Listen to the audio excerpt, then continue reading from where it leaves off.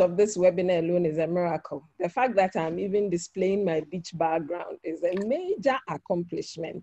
I have been watching Zoom videos, and it's not because I haven't joined a Zoom meeting before, but I don't use this regularly.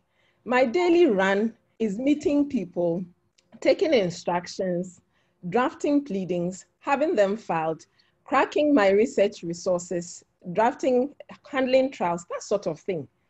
I do corporate work, yes, but we are on the ground most of the time. And for those of you who feel that pain, I'm there with you.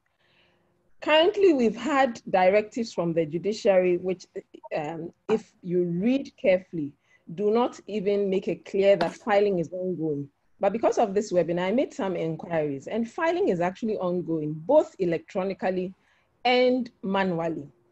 Now we have the e-Justice platform, which I believe post-COVID will be significantly improved and will also be patronized.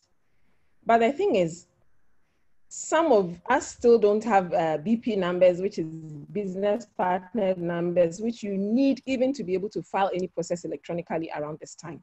Now, if you do you have your office stamp with you right now that you are on lockdown? You finished drafting the process, you signed, whether electronically or manually,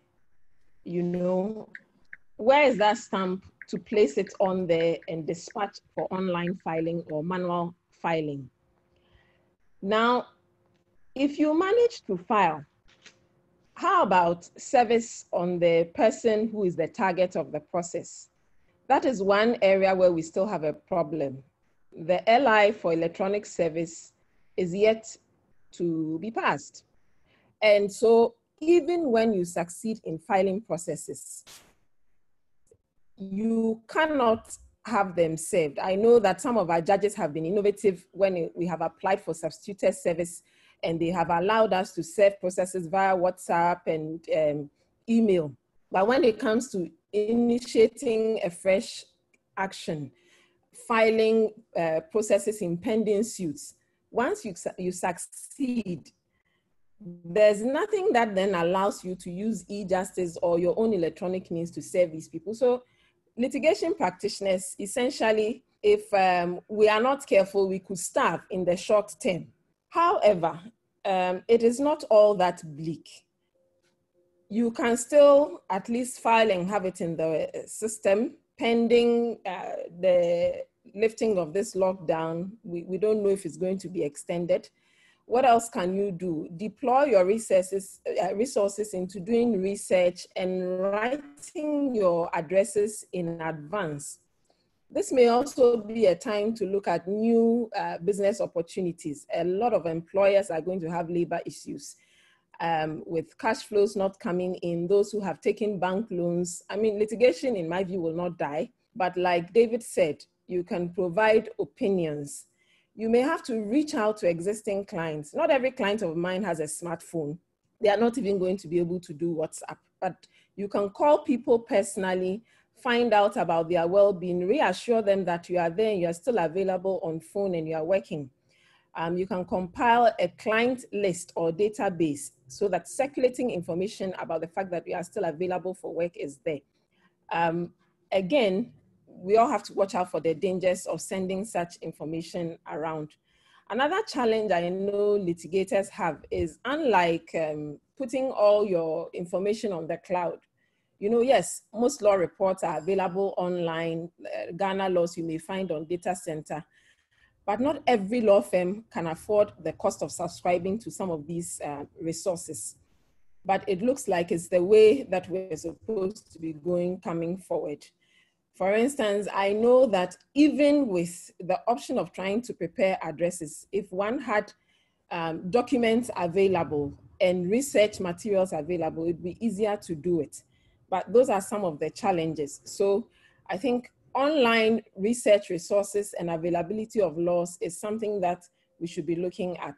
Good news though is we're having CLEs like this, and I hope many more will follow, which will provide opportunities for those of us who are now familiarizing ourselves with basic technological devices, to upgrade appropriately. Another thing about working from home, And it was part of the reason why I added the fact that I'm a wife and mother to the CV. You know, it's all well and good to try and be disciplined. But at the same time, for those who had children in school, they had to now balance with doing homeschooling.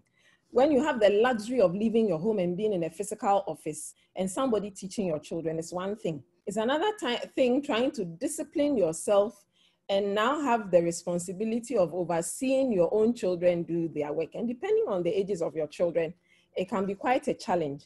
So I think this is a time for law firms to assess their staff strength, look at those who are suited for working from home, because I believe that post-COVID, it may become a viable option for some firms to actually allow their some of their lawyers to work from home. And for those who need to escape that environment to focus, cut them some slack. You know, when you give them work, yes, you are monitoring, you are doing the weekly calls, you are doing the daily calls, but make room for some of these interruptions that are associated with how they do their work. So if you are a one-man practitioner, this may be the time to make sure that you have resources that assist you. I know some people dictate all the things that are drafted to their secretaries. Well, thanks to Zoom, you can have a face-to-face meeting and do that. You may even do that on WhatsApp or even through, what do you call it, FaceTime, if you both have smartphones. With the clerks, sorry, let me come back to service. The issue we have right now is we have a directive that says that the judiciary is working. The Supreme Court and Court of Appeal registries are open, and specialized courts are dealing with restrictions, those who infringe the imposition by the president. When you look at those directives, it's not so clear that lawyers are supposed to be working, but indeed, when those people are apprehended by the law, we have to appear. And I think that going forward, one of the things we can manage from the bar level is to make sure that even if we are not captured in the essential services, we are also well protected in leaving our homes during the lockdown, sending our clerks to file processes for those purposes, making sure that whoever needs to be served can be served. Because even with the e-filing system, there are components of service charges that go for private process service.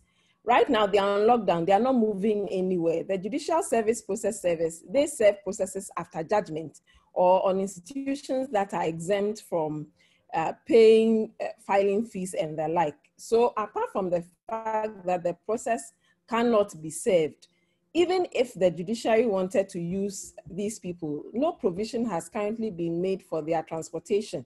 And why would they risk going out to serve a process with all the barriers that are mounted up? Even getting to work is a challenge. So with all the measures that have been recommended, I wouldn't want to repeat them unnecessarily. I see that there are questions which I'll be able to contribute usefully to. But for now, I will add my voice to what has been already shared and to say that there are effective measures that we can put in place, businesses that we can explore. One thing, for instance, that has come up during this time is people who want to draft their wills. I mean, COVID is killing people en masse in other countries. Fortunately, our numbers are not on the rise, but a number of clients have inquired about how do we effectively attest wills that we prepare. We are on lockdown with the beneficiaries of the wills that we want to draft.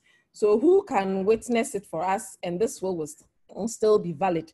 We need to be looking at that 1960 Act to see whether virtual witnessing, which is filmed, can be used.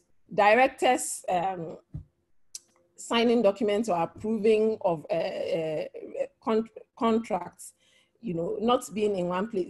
These are matters that I think we should be looking at, which are issues that clients have.